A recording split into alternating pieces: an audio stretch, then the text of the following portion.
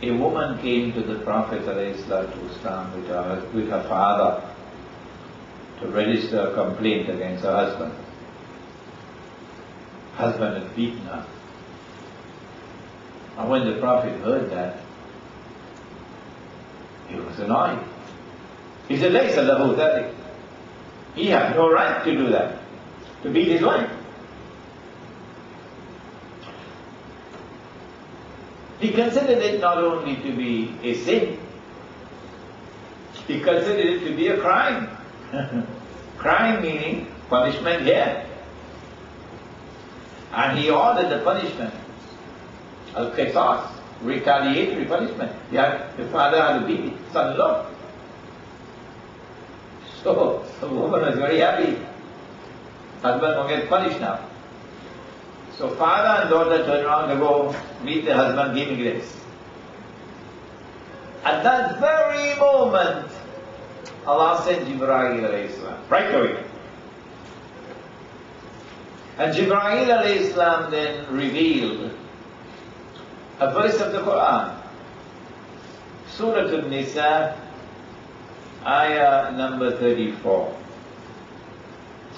And after this ayah was revealed, the Prophet ﷺ called them back, come back, come back. So they came back. Here is Jibreel, Atani Shay, he brought something for me. And then he overturned, he cancelled the punishment of the man. What was it that Allah said? This is what he said. الرجال قوامون على النساء. That men have something called qawwam, over women. بما فضل الله بعضهم على بعض. Because of what Allah had given to the one over the other. وبما أنفقوا من أموالهم. And because they spend of their wealth, spend it on the women and children. What is qawwam? Our beloved teacher of blessed memory, Maulana Fadl Rahman Ansari rahimahullah, in his book The Quranic Foundations and Structure of Muslim Society, which we hope inshallah will be taught in this country soon, he explains the word qawwam. And he says it means that men must maintain women. So if you can't afford to maintain, you cannot marry her. No. You must first be able to maintain before you can marry. Men must maintain women. But he said that qawwam also means that men had to guard and protect women. And so men are the guardians of women. And because men are the guardians of women, that gave to men a measure of authority, over women. In consequence of which, the verse continued, فَالصَّالِحَاتُ قَانِتَاتٌ حَافِظَاتٌ لِلْغَيْبِ بِمَا حَفِظَ اللَّهُ. Good women, righteous women, are qanitat, humble, obedient, and submissive to Allah subhanahu wa ta'ala, to His Messenger sallallahu ta'ala alayhi wa sallam, and to their husbands or to their guardians. Now that is the problem in today's world. Women have been writing to me after my articles were published in the newspaper, writing to me, questioning, challenging this institution in Islam that the wife must be obedient to her husband.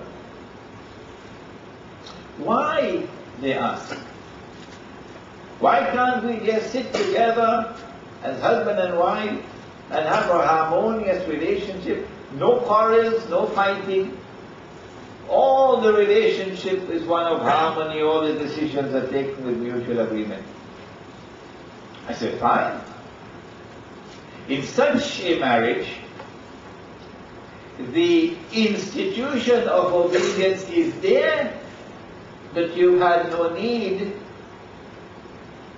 to invoke it. But what about if a situation arises where you have disagreement between husband and wife? At that time, you will have to invoke the institution of obedience, to which they respond, but suppose the man ordered me to do something wrong, to which we have to reply that obedience is obligatory on a wife in all instances other than when it entails disobedience of what has come from Allah and from His Messenger. And plenty things have come from Allah and His Messenger. And so anything that a husband orders which is wrong, you will immediately be able to see the conflict with what has come from Allah and His Messenger. You don't have to obey. فَصَالِحَاتُ قَانِتَاتٌ حَافِظَاتٌ لِلْغَيْبِ بِمَا حَفِظَ اللَّهُ وَلَا تَخَافُونَ نُشُوزَهُ. Now when a woman, when a wife is disobedient, more than that, rebellious, recalcitrant,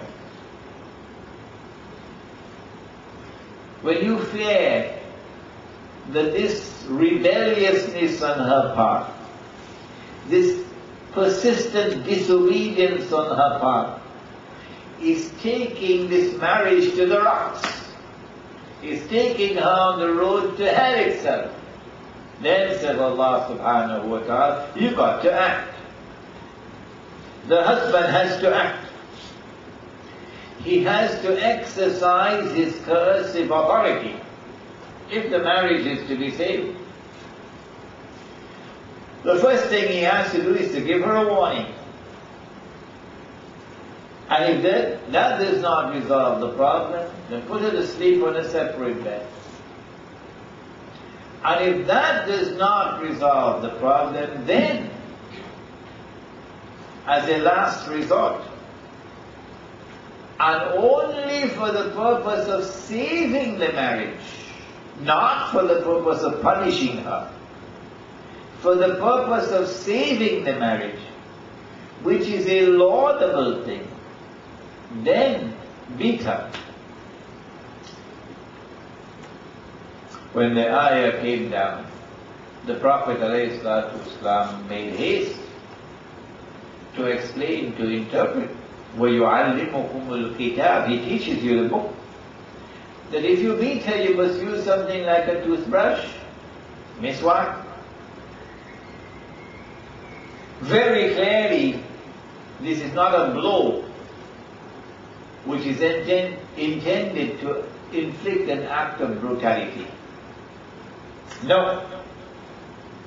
Very clearly, this is more of a psychological blow than a physical blow. And the intention of the blow is to wake her up from that spell in which she lives. But it wouldn't work if you've been raising your hand all the time to beat you.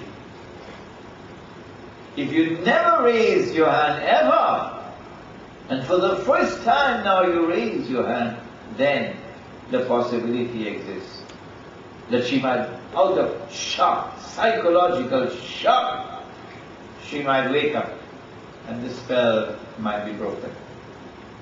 And so he said, come back, and he revoked, rescinded, cancelled the punishment for the man.